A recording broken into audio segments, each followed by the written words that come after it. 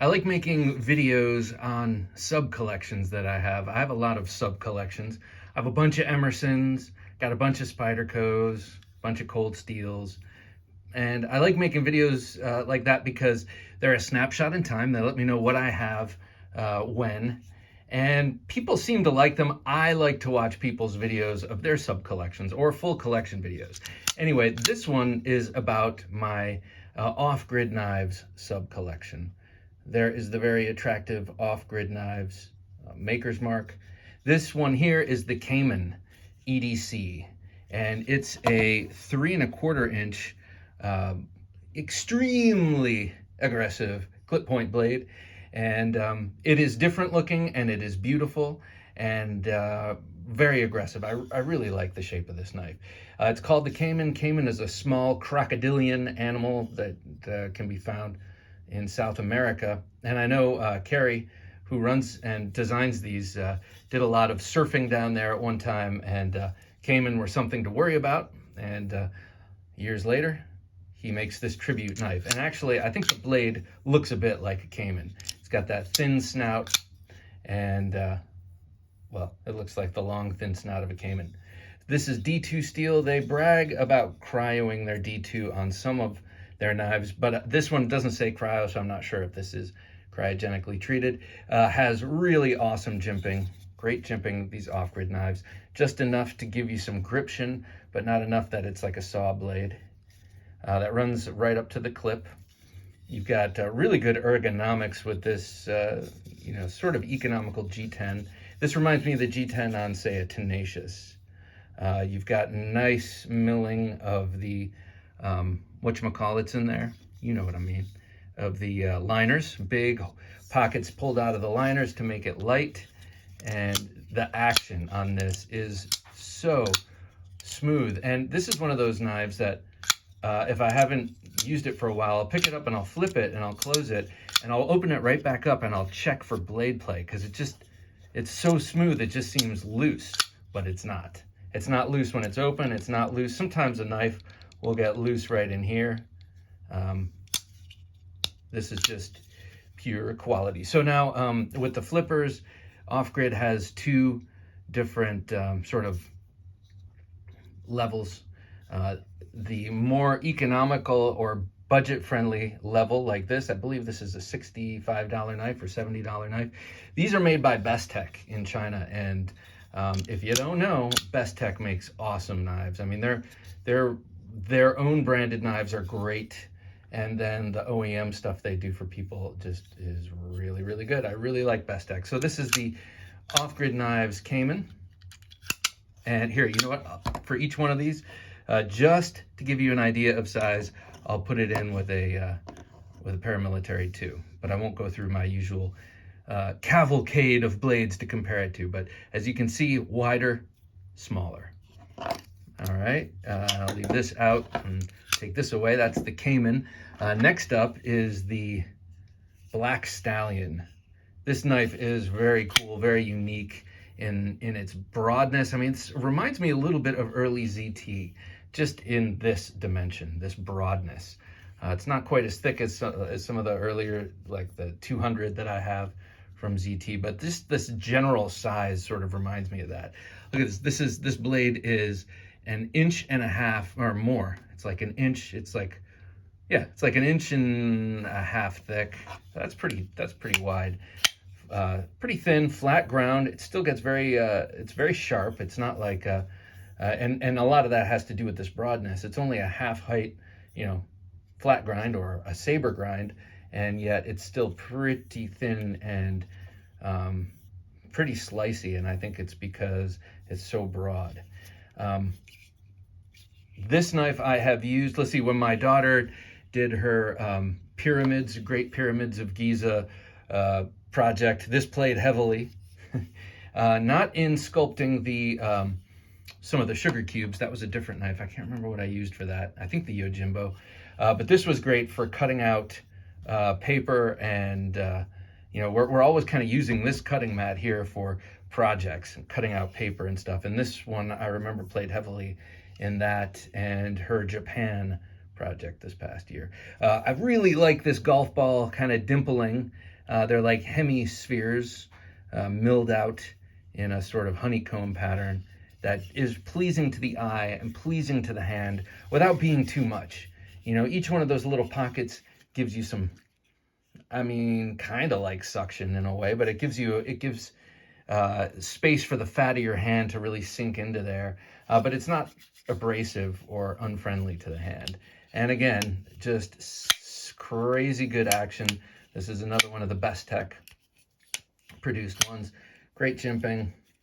Just a really nice utility knife that will really fill the hand up, but it isn't too fat.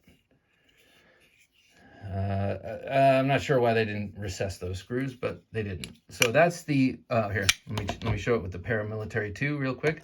So you can see this thing is a big, broad knife. But it doesn't feel that big when you're carrying it because it's not that fat. All right, next up. This is my car knife recently. This is the Enforcer XL. And I love this thing. I think it's really, it's got a lot of character. It's got that big 4-inch blade that is heavy and stout and nicely thin though. And more than half ground flat up the surface. So nice and slicey is this knife. But it is a brute. This thing is a giant. It's my car knife right now because it's got this audacious glass breaker on the back. You might hit someone in the face with that too if you were in a bad situation. But yeah, it is right there. See, now here they did mill a pocket out and they did set the screws down in there. This one, the Black Stallion, they milled the pocket out, but they didn't get the right screws. The screws sit up too proud, if you ask me, but this is perfect. All that being said, the rest of this knife will destroy your pockets. I mean, I don't know if you can see this, but this is like a full plane of G10 pyramids, just ready to shred things up and make life difficult for you. Here, let's see if you see that? I'm not sure if you can see that, but those are rows and rows and rows of sharp pointed pyramids.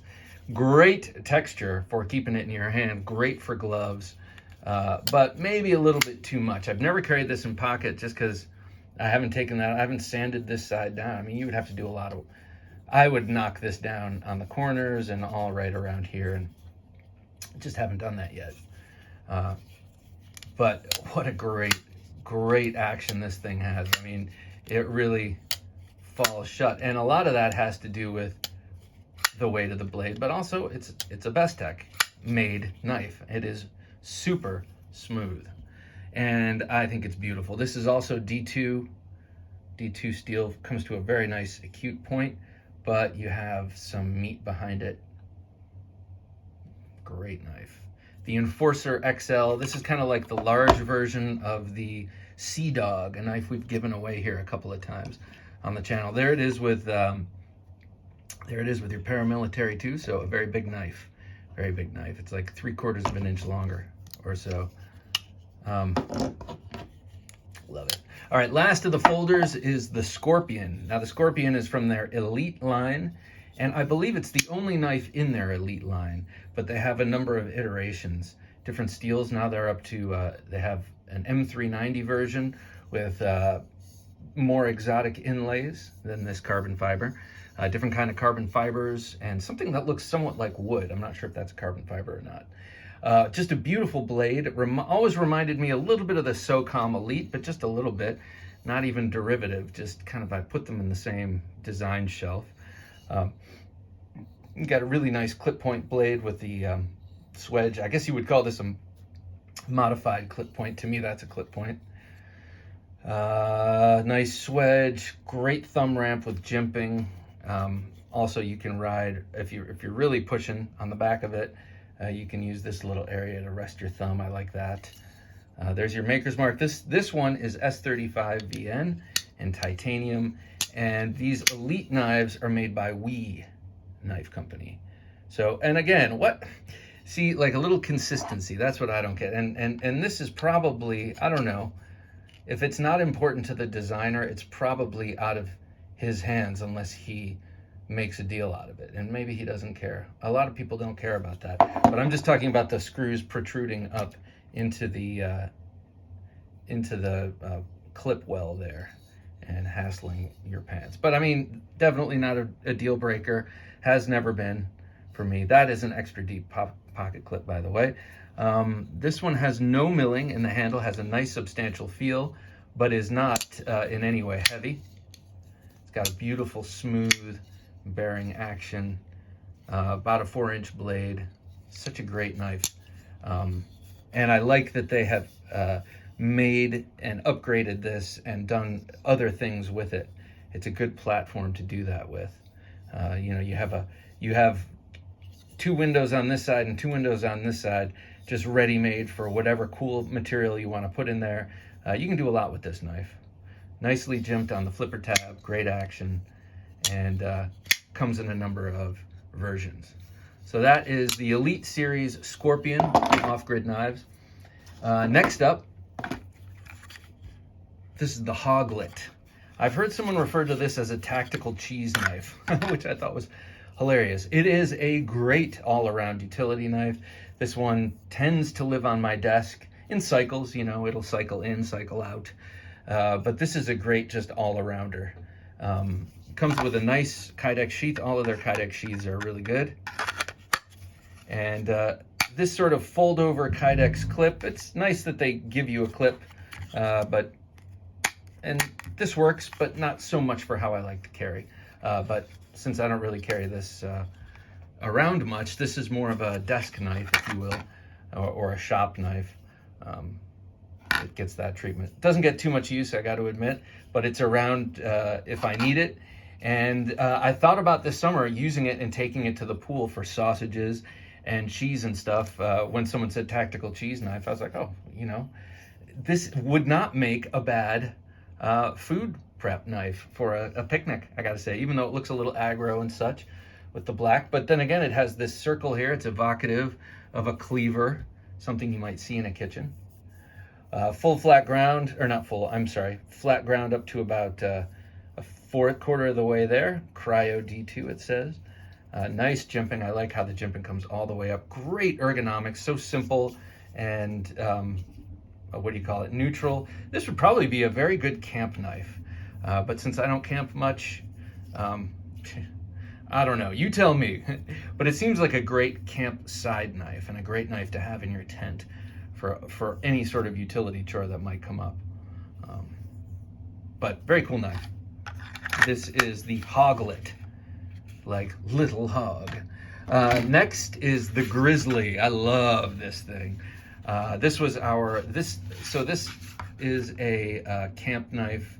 Oh, thank you, Cary, by the way, for gifting me this and the Hoglet. I really, really appreciate these knives. They're so beautiful and fun to use. Whoops.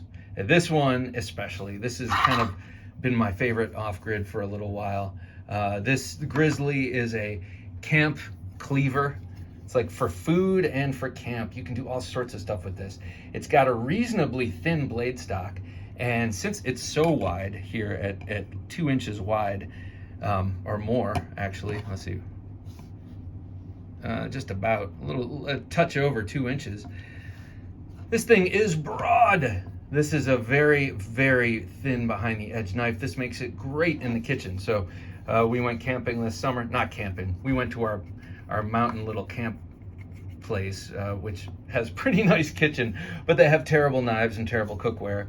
And I brought this, and this was our knife. And this is great not only for cutting, because you have all that knuckle clearance and you have a little bit of belly. You can do nice rocking cuts. But this thing is great also for scooping up your ingredients and dropping it in the pan. But I don't use it at home. I have dedicated kitchen knives at home for that, but maybe I will bring it up tonight.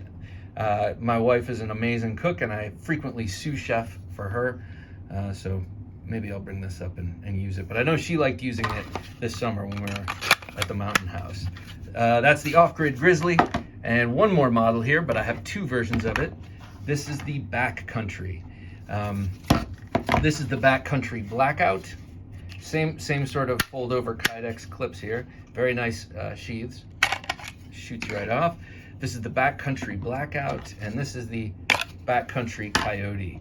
And these are both gifts. Gift from Cary, the man behind the knife itself, and a gift from my father, who really liked my interview with Cary and asked me which off-grid knife I wanted, and he got this for me for Christmas a few years ago.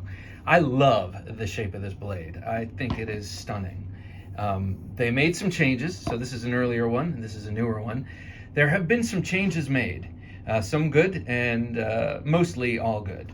The one change that I would love to see them go back to is this earlier version is hollow ground. I do love a hollow ground knife. For Cary, this design is a great outdoors knife. I know the guys over at Shredder like using this knife for an outdoors knife, but for me, I always thought this should be called the back alley because it looks like a fighting knife to me. That's just me. Maybe it's the recurve, maybe it's the general shape. This looks like it would be excellent for thrusting. So it looks aggressive to me. Maybe some of it has to do with the black color, but just the ergonomics, everything about it is screaming tactical knife to me. So I opted for this. I love this. I love the blade shape. I love the hollow grind and everything. And then I guess a year and a half later, they came out with the Coyote version, and they changed up the handle scales. And I must say, to great effect. I mean, these handles are good. These handle scales are sumptuous. I mean, it feels so good in hand. It really, like, I had some doubts about this handle. I thought it was too broad. My hands aren't huge, and I thought, I could use a thinner handle with this.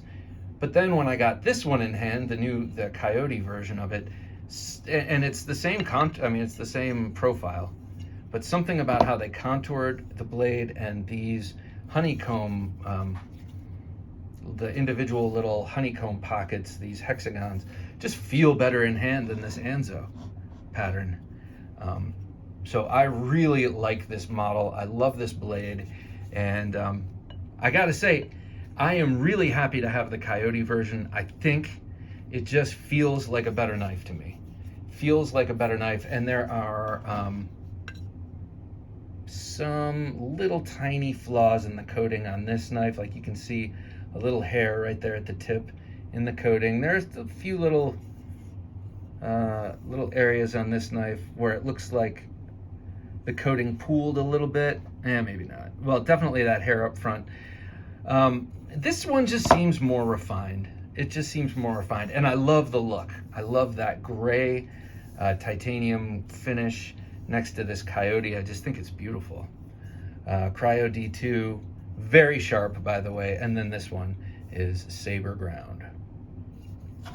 So there you have it, ladies and gentlemen, my collection of off-grid knives.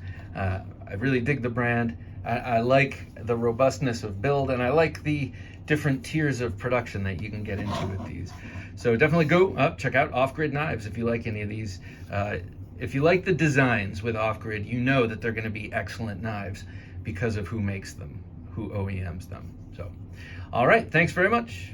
Talk to you later.